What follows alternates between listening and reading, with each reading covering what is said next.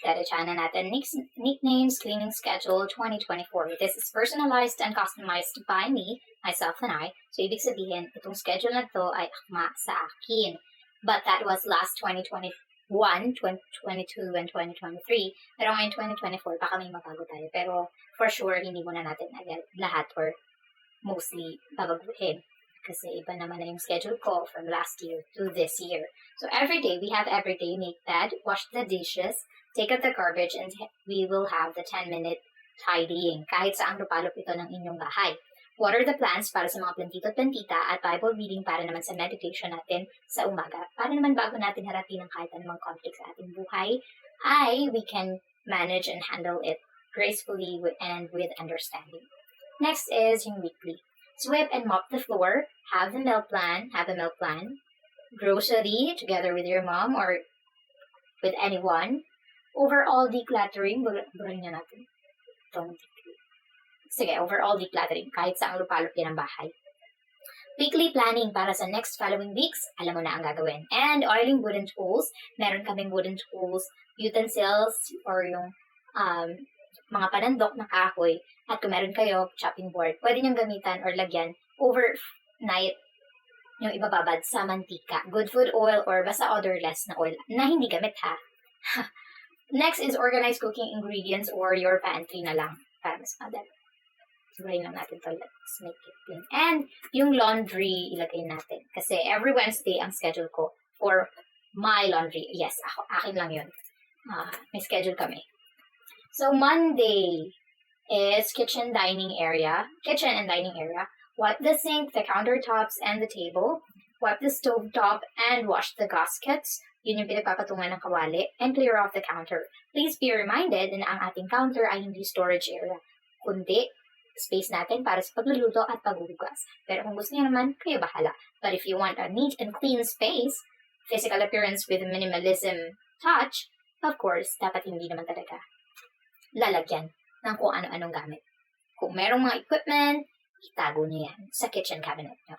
Or anywhere na pwedeng pagtaguan. Kung gusto niyo talaga ng neat and clean.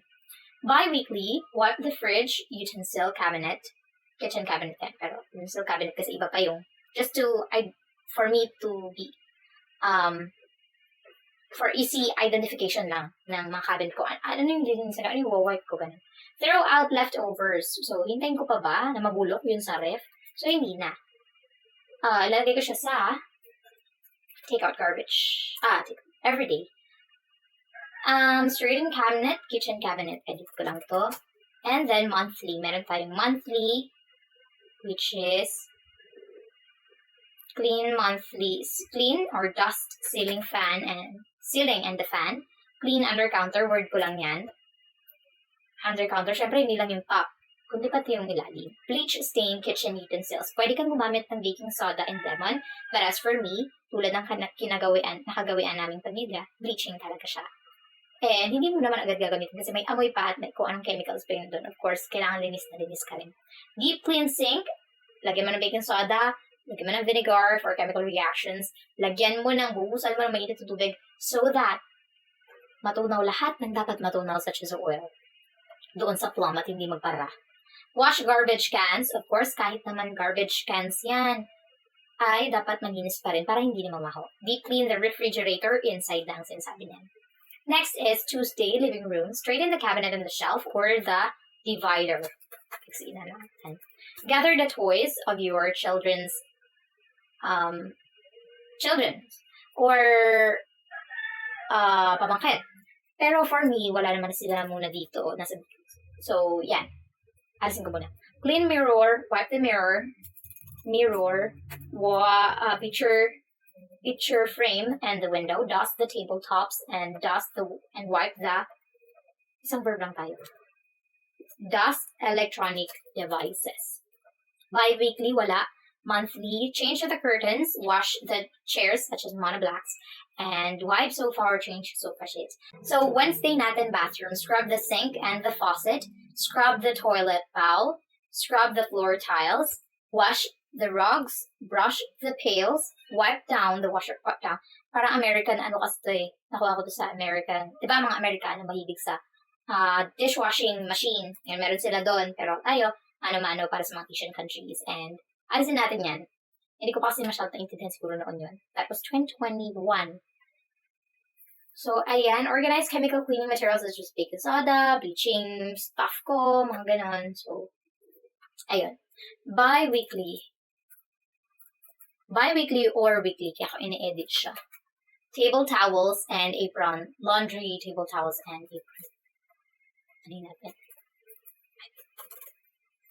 Laundry, table towels, apron, and scrub the wall tiles. So, monthly, wala pa naman ako naiisip. Thursday, bedroom natin. Pick up the clothes, straighten the cabinet, organize wipe window. Meron kasi pinapatok, kaya nag-organize pa. Pero siguro dust na lang. Dust the window, sweep and mop the floor, dust study space, and organize the items, clean electric fan. So, sa bi-weekly and weekly natin, we'll be doing dusting ng shelf and cabinets, changing the bedsheets, laundry, bath, towels. Depende sa inyo kung gaano nyo gustong, kung gaano kayo kalinis. Pero as for me, this is it. Bi or weekly laundry, bath, towels. And then laundry pillowcases, bed sheets, and blanket. Depende rin yan sa kung gaano kayo karumi at talaga bang nag-aakbat kayo sa gabi or higa na lang basta. Oh no. Okay, monthly natin is yung sewing clothes. Nag-aaral kasi ako na yung running stitch man lang, ganun. Repair. Pero, parang gusto ko siya alisin, pero hindi ko man alisin. Sort clothes, like, sinusort ko kung ano yung pang gagamit ko o hindi. Parang decluttering din siya, pero sinusort clothes ko rin siya. Parang, mas sorting ako, like, pansimba, mga ganun. Basta. Dust, study cabinets or shelf, then clean aircon, yung filter nun, and straighten craft space, lalo na sa mga anak ninyo, kung meron kayo. Nasa bedroom man yan, wala. Nilagay ko lang sa bedroom kasi nandun siya sa akin. Anyway, straighten shoe cabinet. Friday, entryway, veranda, terrace, hallway, stairway, garden, tsaka garage. So, terminologies lang yan Pero, garage. Okay. Straighten shoe cabinet. Organize the materials. Plant and organize mini garden. Clean the terrace. Cut the leaves of the plants. Nilagay ko lang para mas malinaw at mas nare-remind ako.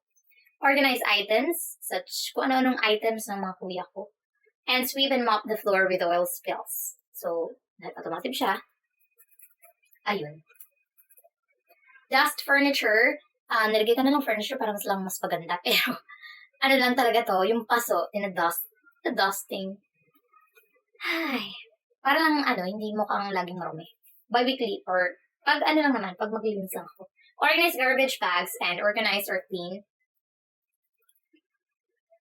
a space. Kung saan. Etong month, din na to, Trade and Craft Space, nalipat ko na to.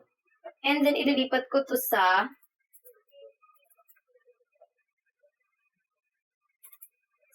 dito. Monthly. But anyway, Saturday muna tayo. School and ministry. Church general cleaning, music ministry practice, and youth choir practice. Then nightly naman ang ating gagawin ay ang ministry vocal improvement, instrumental music lessons. Kasi natin yung specification na piano lang. Back up, study different songs. Prepare SS lessons, Sunday school lessons, and organize sheets, financial sheets. Ganun. Learn stenography because I love taking notes, and learn new dialect or language na lagay ko para general. I have a goal this year, and I hope na marating ko yun. Monthly, phone cleanup and sort computer files. Yan, sort file documents and papers. Reorganize all things para alam mo yung mga dapat nang itapon, dapat pang itabi, dapat nang ipamigay. Pills at sunlight, syempre, para mamatay man yung germs. At para naman hindi na laging mabaho ang una ninyo. Just sealing. Make cleaning script or podcast. I'm not sure about this, pero sige, hindi ko muna i-delete. Organize others' things or place, such as yung sa kuya ko nga. So, ako pa rin. Nag-organize. And then, organize shit storage. Siguro wag na yan. Annually, pull out unused clothes. So, parang decluttering yan ng mga clothing. Organized business papers such as PC, Tupperware, and Avon.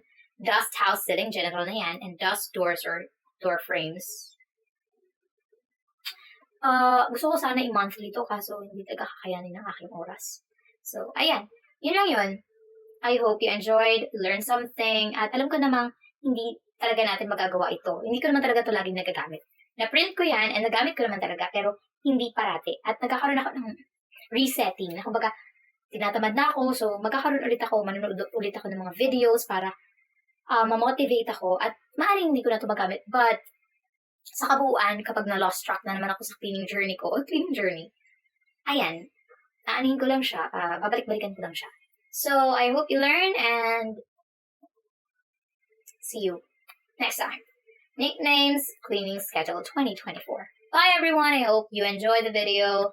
Please do remember to like, share, and subscribe. Bye!